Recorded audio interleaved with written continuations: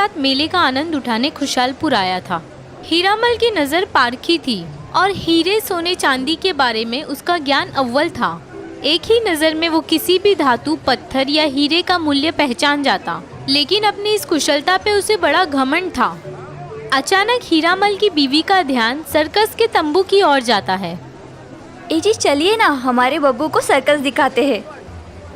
भाग्यवान, आप और बब्बू देखिए, मैं जरा बाजार घूम लेता हूँ। जी ठीक है जी। सर्कस का नाम सुनते ही बब्बू खुशी से नाचने लगता है। ये सर्कस सर्कस, चलिए ना माँ जल्दी, सर्कस खत्म हो जाएगी। धत पगले, अभी तो शुरू भी नहीं हुई है। हीरामल टिकट निकाल के बीवी और बेटे को सर्कस के तंबू में बिठाता है और खुद मेले में सैर सपाटा करने निकलता है। घूमते घूमते हीरामल एक कांच के चीजों के ठेले पे आता है, जहाँ काफी सारी कांच की वस्तुएं रखी हैं, जेवर, खिलौने, शीशे, आकर्षक बर्तन इत्यादि। हीरामल की नजर एक चमचमाते कांच के टुकड़े पर जाती है, जिसका आकार और चमक कुछ अलग ही है। ओह, ये तो बड़ी अनोखी चीज लग रही है। क्या दिखाओ सेठ? खिलौने, बर्तन, माला? वो कांच का टुकड़ा दिखाना। हीरामल उस चमचमाते कांच के टुकड़े को बारीकी से देखता है और समझ जाता है कि वो एक मूल्यवान हीरा है, बस थोड़े तराशने की जरूरत है। अरे भाई, ये कैसी सामान्य चीजें रखी है बेचने, कुछ अनोखी वस्तुएं रखते। जी सेठ जी, अगली बार जरूर कोशिश करूंगा। अभी आपको कुछ पसंद आया है? वैसे तो कुछ खास नहीं दिख रहा। ये कांच का टुकड़ा ठीक ठाक लग रहा है। दीवान खाने में मेज पे रखूं तो थोड़ी शोभा बढ़ा देगा, बाकी तो कुछ काम का नहीं है। क्या कीमत है इसकी? जी ज्यादा नहीं, बस 20 रुपए। दुकानदार की बात सुन के हीरामल चौंक जाता है। बड़ा मूर्ख है ये आदमी, हीरे को मिट्टी के दाम में बेच रहा है। मैं इसे और कम दाम में पटा के पैसे बचाता हूँ। अरे क्या भाई, इस कांच के टुकड़े के 20 रुपए मांग रहे हो? मैं इसके ज्यादा से ज्यादा 15 रुपए दूंगा बस। क्या, सिर्फ 15 रुपए? नहीं नहीं सेठ जी, लेना है तो 20 में ही लीजिए, वरना जाने दीजिए। कोई मूर्ख ही इसे 20 रुपए में लेगा। चलो जाने दो, मैं चलता हूँ। ये जरूर मुझे वापस बुलाएगा, मैं निकलने का नाटक करता हूँ। ऐसा सोच के हीरामल वहाँ से निकलने लगता है। कुछ दूर आने के बाद वो फिर से मुड़ के देखता है, लेकिन दुकानदार अपने काम में व्यस्त दिखाई देता है। हीरामल सोच में पड़ता है। थोड़ी देर बाद फिर से यहाँ चक्कर लगाता हूँ। ये मूर्ख जरूर 15 रुपए में वो हीरा बेचेगा। हीरामल मेले में अन्य ठेलों पर घूमता है और कुछ न कुछ खरीदी करता है। कुछ देर बाद हीरामल अपनी बीवी और बेटे को लेने सर्कस के तंबू के यहाँ आता है। अजी अब घर चलते हैं, काफी समय हुआ है। पहले ये तो बताइए, सर्कस कैसी थी? बहुत बढ़िया पिताजी, बहुत मजा आया, मुझे फिर देखनी है। हाँ हाँ, क्यों नहीं, फिर आएंगे हम। चलो अब घर चलते हैं। आप लोग टांगे में बैठो, मैं अभी आता हूँ। हीरामल अपनी बीवी और बेटे को टांगे में बिठाता है और फिर से उस कांच के ठेले पे आता है। बोलिए सेठ, अब क्या दिखाऊं? कुछ खास तो है नहीं तुम्हारी दुकान में। उस कांच के टुकड़े का सही दाम बोल दो, मैं खरीद लेता हूँ। जी वो टुकड़ा, वो तो मैंने बेच दिया अभी थोड़ी देर पहले। दुकानदार की बात सुन के हीरामल चौंक जाता है। क्या, तुमने वो टुकड़ा बेच दिया? कितने में? जी पूरे 25 रुपयों में। मेरा तो दिन बन गया। दुकानदार ने बताई कीमत सुन के हीरामल गुस्से से तिलमिलाता है।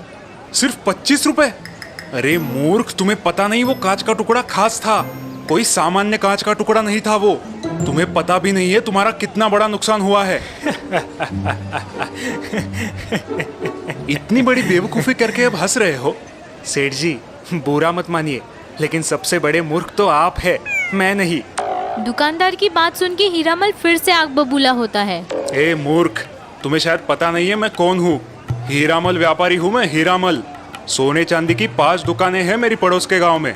सोने चांदी और हीरे की परख करने में मेरा हाथ कोई नहीं पकड़ सकता। एक ही नजर में भांप लेता हूँ वस्तु का मोल। खुद मूर्खता की है और मुझे मूर्ख कह रहा है। तुम्हें पता भी है उस कांच के टुकड़े की असली कीमत क्या थी? हीरामल को इतना गुस्सा हुआ देख दुकानदार अचरज में पड़ता है। क्या थी? अरे 1 लाख का टुकड़ा था वो, 1 लाख का, और तूने मिट्टी के भाव में बेच दिया। तेरे जैसा मूर्ख इस दुनिया में कोई नहीं है। हीरामल की बात सुन के दुकानदार थोड़ा सा सोच में पड़ता है और फिर मुस्कुराते हुए कहता है, सेठ जी माना कि मैं मूर्ख हूँ, लेकिन दुनिया के सबसे बड़े मूर्ख तो आप ही है, महामूर्ख। दुकानदार की बात सुन के हीरामल फिर से आग बबूला होता है। क्या कहा? तुम्हारी इतनी हिम्मत, मुझे महामूर्ख कहते हो? और नहीं तो क्या, मैंने तो वो टुकड़ा 25 रुपए में बेचा और कुछ तो मुनाफा कमाया, लेकिन आपने सिर्फ 5 रुपए के मुनाफे के लिए 1 लाख का हीरा हाथ से गवा दिया, वो भी उसका असली मूल्य जानते हुए। तो अब आप ही बताइए, महामूर्ख मैं हूँ या आप? दुकानदार की बात सुन के हीरामल को अपनी मूर्खता का एहसास होता है और वो निराश होकर वहाँ से चुपचाप चला जाता है। ये सही कह रहा है, मैं ही महामूर्ख हूँ। 5 रुपए बचाने की लालच में मैंने लाखों की चीज़ गवा दी। आज इस दुकानदार ने मेरा घमंड तोड़ दिया। तो देखा दोस्तों, ओवर कॉन्फिडेंस और घमंड हमेशा बुरा होता है। कभी भी अपने ज्ञान और कुशलता पे गर्व नहीं करना चाहिए और किसी को कम आंकना भी गलत है, जिसकी सजा हमें मिलती ही है, जैसे इस कहानी में हीरामल व्यापारी को मिली। तो चलिए फिर जल्दी आपको मिलती हूँ एक नई और इंटरेस्टिंग स्टोरी के साथ। तब तक के लिए बाय बाय, टेक केयर।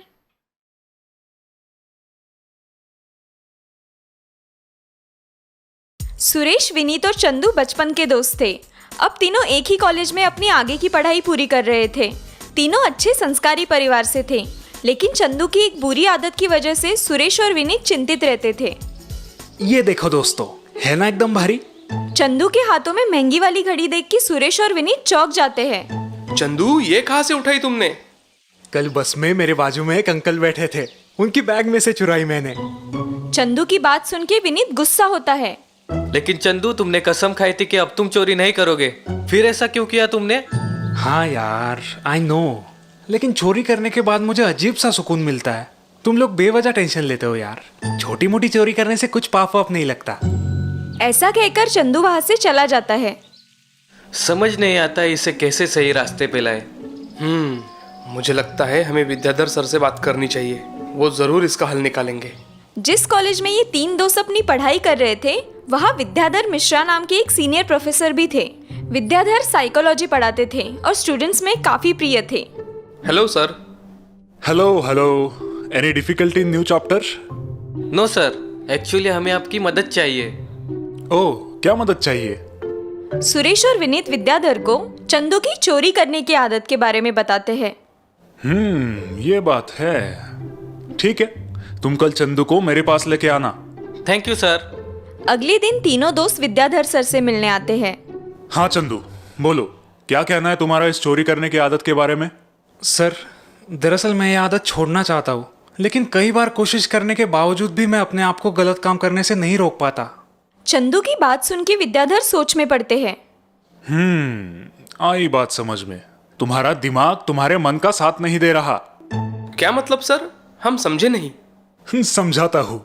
देखो, हमारा मन और दिमाग एक दूसरे के साथ जुड़े होते हैं, लेकिन कभी कभी मन जो चीज करना चाहता है या नहीं करना चाहता, दिमाग उसके विपरीत चलता है। ओके, मतलब चंदू का मन उसे चोरी ना करने की सलाह देता है, लेकिन दिमाग ये बात नहीं मानता। बिल्कुल ठीक। लेकिन अब मैं क्या करूँ सर? मैं भी ये आदत छोड़ना चाहता हूँ। अच्छी बात है। अब तुम अपने मन से ये दृढ़ निश्चय कर लो कि तुम दिमाग को तुम्हारे मन पे हावी नहीं होने दोगे। जी सर, मैं पूरी कोशिश करूंगा। ऐसे ही एक हफ्ता निकल जाता है। सुरेश और विनीत फिर से विद्याधर सर को मिलने आते हैं।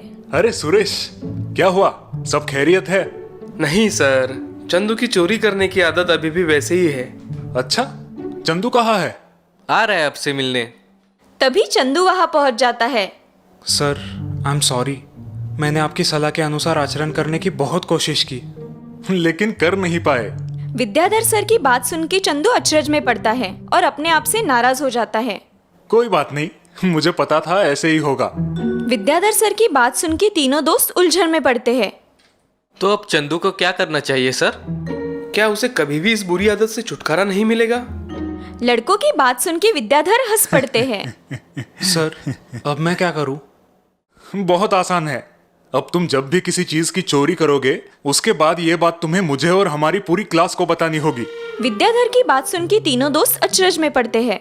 इसका मतलब मैं चोरी कर सकता हूँ? बिल्कुल। विद्याधर सर की बात सुन के चंदू चकित हो जाता है। अरे वाह, ये तो बहुत बढ़िया सॉल्यूशन है। चोरी करो और आके सबको बता भी दो।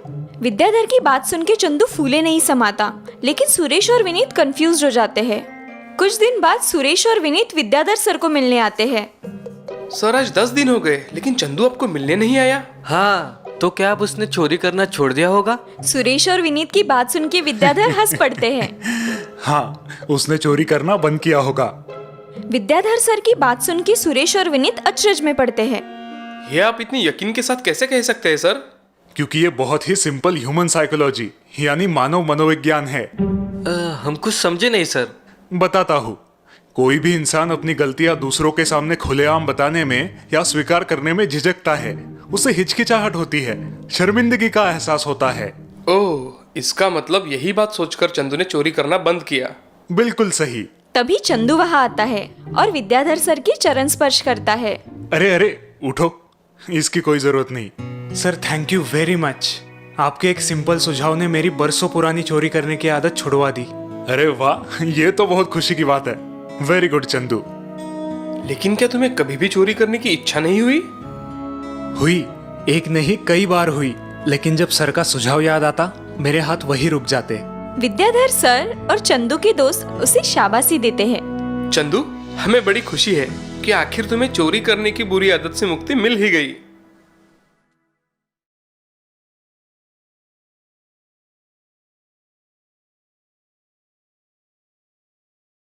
सारंगपुर में रहने वाला कुमार अब कॉलेज जाने लगा था। कुमार पढ़ाई लिखाई में अच्छा था, लेकिन उसकी एक बुरी आदत की वजह से उसके माता पिता चिंतित रहते थे, और वो आदत थी किसी को भी बेवजह परेशान करना और उसका आनंद उठाना। बेटा कुमार, ये क्या कर रहे हो? छोड़ दो उस गरीब कीड़े को। नहीं बाबूजी, देखिए ना कितना मजा आ रहा है। कुमार, अब तुम बड़े हो गए हो, किसी को बेवजह परेशान करना बुरा है बेटा। हाँ माँ, लेकिन अभी मैं छोटा हूँ, और बड़ा हो जाऊंगा तो ये आदत छोड़ दूंगा, प्रॉमिस। ये कुमार का हमेशा का जवाब था, लेकिन उसके व्यवहार में कोई बदलाव नहीं आया था। कॉलेज का समय हो रहा है, निकलो अब। हाँ निकलता हूँ।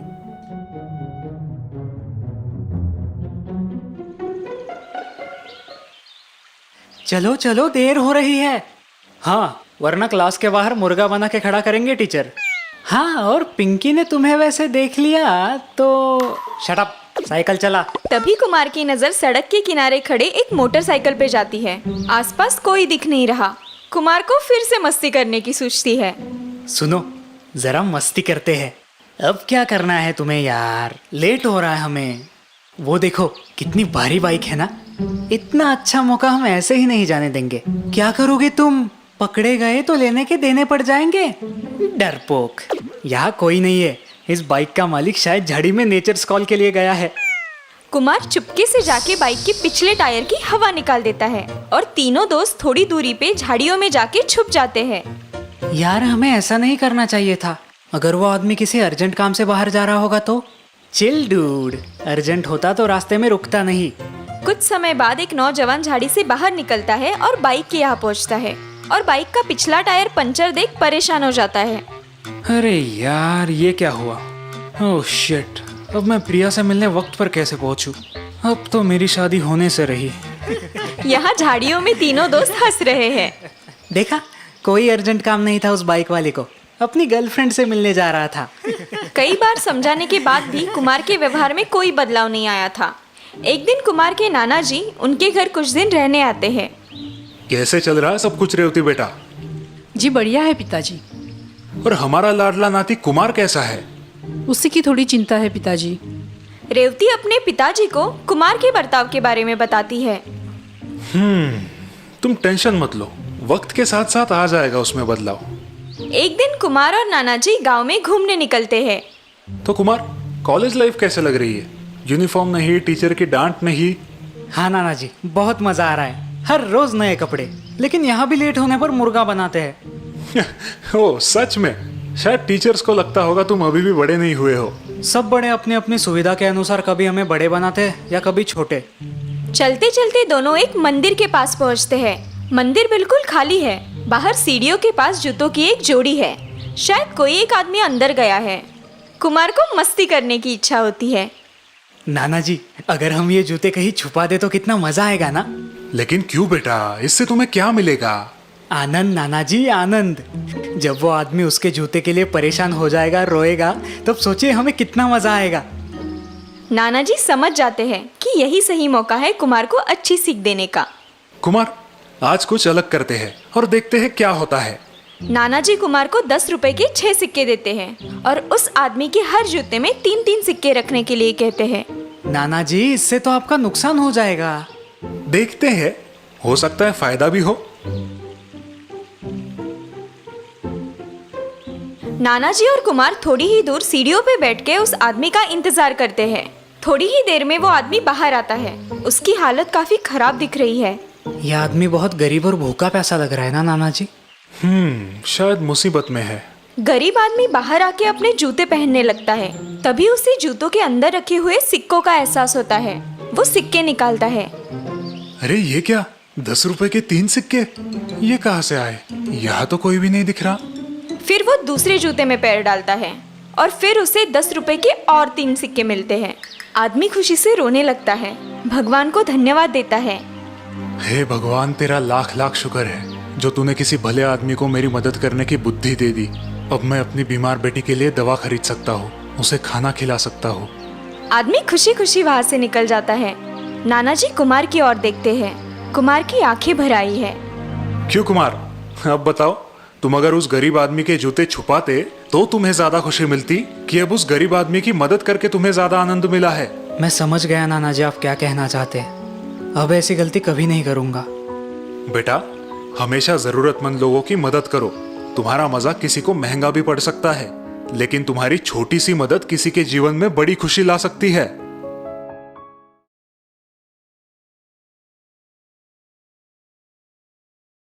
राम ने अपने पिताजी के गुजर जाने के बाद उनकी चाय की टपरी का धंधा संभाला था। आसपास के कॉर्पोरेट ऑफिस के बहुत सारे लोग वहाँ नियमित चाय पीने आते। राम के पिताजी की तरह उसके हाथ की चाय भी उस एरिया में बहुत फेमस थी। लीजिए साहब, आपकी कम शक्कर वाली चाय। शुक्रिया दोस्त, चाय बहुत बढ़िया है, एकदम आपके पिताजी के हाथों की टेस्ट है। जी थैंक यू। उन्हीं की बड़ी इच्छा थी कि मैं ये चाय का धंधा संभालूं।